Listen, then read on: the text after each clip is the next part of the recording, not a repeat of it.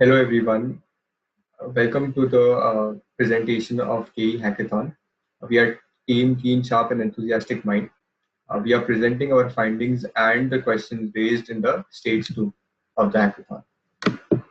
The first question, how do you interpret incurred versus ultimate loss ratio? Let's understand the loss ratio. Basically, it's a relationship between benefit paid and the premium received. In simple terms, it's the premium utilized to pay the net claims. Loss ratio is inversely related to profits, and the incurred loss ratio is simply derived by incurred claims by earned premium. Incurred claims are the actual claims plus the outstanding claims for the particular loss year. Uh, let's understand what is ultimate loss ratio. It is derived by ultimate claims by earned premium. Ultimate claims are simply incurred claims plus IBNR reserves for the respective loss years. Next question. Which class of business is the most profitable and why? Class 4 is the most profitable business with the highest profit margin of 83% as seen in the graph. It profit margin is derived by net profit divided by earned premium for the respective years. Also, if we see in terms of change in absolute profit and profit margin, class 2 appears to be the most profitable one. There's a drastic change in the profit margin from 25% to 71% for class 2. Profits for class 1 have been consistent for 2018 and 2019. The profit margins, so 1 minus profit margin will also give you the ultimate loss ratios. The next question will be presented by my teammate Ekta. Our third question, which was there, was many lines are suggesting a negative IBNR. So what does that mean?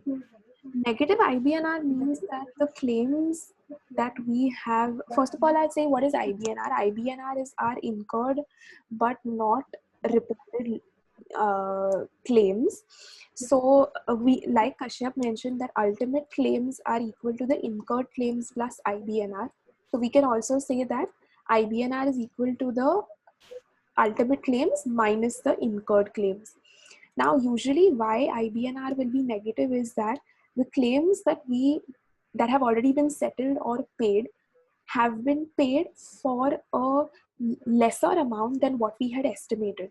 So as to we can say that the claims paid were less than the claims outstanding that were kept aside by us in as future expected claims or expected reserves.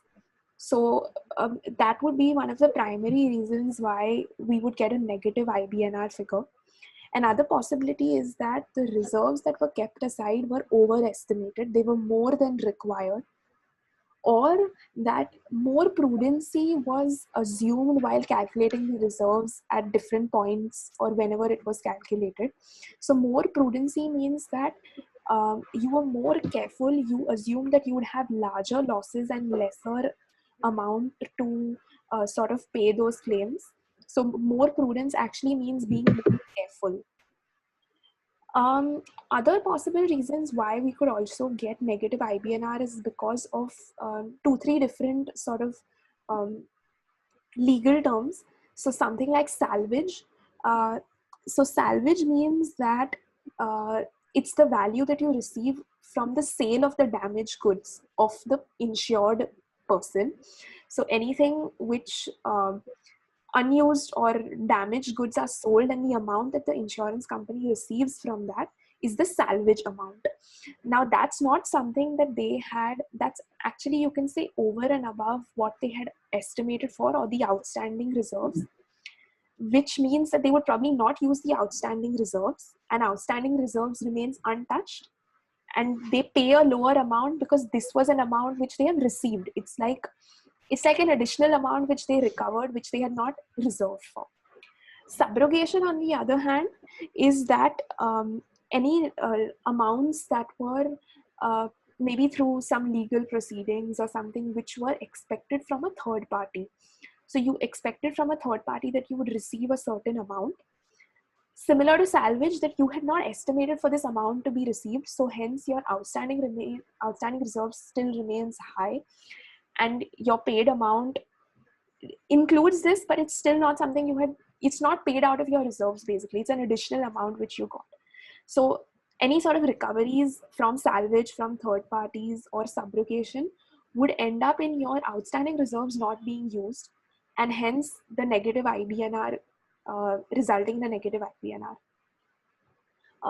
As per our stage, in both actually, in our stage 1 claims data and stage 2 claims data, without the large losses, after removing all the large losses, still all the classes except class 11 have a negative IBNR number. The next question that was asked in the stage 2 was the further findings, if anything, we had from the profit and loss movements. So what we have compared is the profit or loss from 2018 to 2019. How we have calculated profit is the earned premium minus the ultimate claims amount. So ultimate claims amount, again, I'm reiterating, is the incurred claims plus IBNR. Just to understand the movement of how sort of what contributes to profit or loss, an increase in claims would be a negative effect, so it would cause a loss. An increase in profit would cause a positive effect, which is a profit. And also what I would like to say is something like an increase in IBNR would actually be a loss, because you are increasing the amount of reserve that you're keeping. However, if you decrease the IBNR, then that will result in a profit for you. So I'll go further into what Kashyap had already mentioned. So like we can see here from the table first, that the highest absolute difference is in the case of class 2, which is of 50 million. However, if we see in terms of percentage change in the net profit, then class 1 is the highest, which is 227%, which we can see in the graph. We can see that the difference in net profit from 2018 to 19 is almost the same for class 4 and 6, but you would be surprised to see that the change in the profit margin or the profit movement, you can see, is a huge difference in terms of percentage movement. So this is because we can see that in class 4 the total profit amount is so small. So 1 million of 3% of 3 million is actually a larger number, almost close to 40%, whereas 1 million increase for a profit amount of 15 or 14 million is a very small number. Hence, even though the absolute difference is almost the same, the percentage wise we can see a huge difference. One more thing I wanted to add is for class 4, the whole business of class 4 appears to be quite small in terms of ticket size and stuff. So even you would see the profits itself are very small. Just wanted to go a little bit class wise as to how we analyze the profit and loss movements. So for class 1, we saw that there has been a large profit that we have got. This is mainly because there was a 25% increase in business, and actually also that was substantiated by a 25% decrease in ultimate claims. We can interpret this also by an increased risk that is taken up by the general insurance company, which leads to more diversification. And we know that increased diversification and increased risk will usually lead to higher profits. So that's what's happening in the case of class 1. In the case of class 2, actually premiums have increased by a very small percent, only by 2%. However, the ultimate claims have dropped by completely, almost by 60%. So like I mentioned, that a decrease in claims by a larger amount will obviously improve the profits a lot, because your expenses have reduced, like your outgo has reduced. So that's what's happening in terms of class 2. And we know previously that class 2 has actually been, in terms of absolute increase, the most profitable. Possible reasons for this increase in the sort of possible reason for the decrease in the ultimate claims could be because we had a lot more external third-party recoveries. It could also mean that number of claims in general were lower. Another reason could be that our scrutinization of claims and underwriting has become very strict and strong. So lesser claims are getting approved and paid out. In terms of, just like we know that even class 4 was quite a profitable business in terms of our calculations, in terms of percentage movement of profit margin, the movement is similar as class 2. The premiums have increased by a very small percentage, almost only 6 to 7%. However, claims have dropped by almost 50%, which is leading to a profit. For class 6, the change in profit was actually the lowest in this class, only 7% increase in the profits. It's probably, you can say, the least profitable business. In this class, the claims have dropped by 74%, which is good, like the claims have reduced.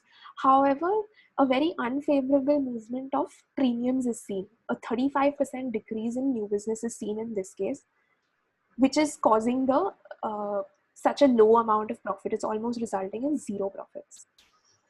Lastly, in class 11, this is the only class where the claims have actually increased by 20% from 2018 to 19, which is bad because we don't want our outgo to increase. That's not good. This is also mainly because of our increase in IBNR reserves. This is also the only class where IBNR reserves are positive. In this class, even the premiums have increased by 19%. So since premiums have also increased by almost the same number as the increase in claims, there is still a little bit of a balance out and there has been a profit in this class. So those were our findings from the profit and loss movements. We'll go to our last question. Kashyap, you can go ahead. Yeah. So from the hackathon, we learned how to apply the chain management method in the real life, how it happens in reality in the industry. We also got to learn what is claims IBNR, how is it different from that in life insurance.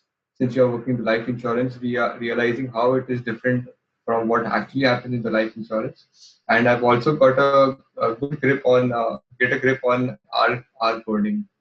I strengthened my art knowledge while working on the hackathon. Ekta. Yeah, I would totally agree with what Kashyap said in terms of the learning how the chain ladder method and runoff triangles are used in real life. And it's good to know that what we are learning is actually being used in general insurance as well. Another thing that I learned was, the difference between the gross premiums and net premiums, how there's an element and effect of reinsurance expenses. It was really interesting to know all those things. We actually also realized, and we sort of reflected and thought about how loss ratios are used as part of assumption setting or further reserve calculation. So how important it is in the general insurance industry. And lastly, we actually did this along with our daily work with our jobs. So we learned how to sort of manage our time and still be able to meet deadlines because we were really keen to participate in this hackathon. So thank you so much for selecting us as a team, and we hope to hear feedback from you on our workings. So we had a great time. Thank you so much. Thank you so much.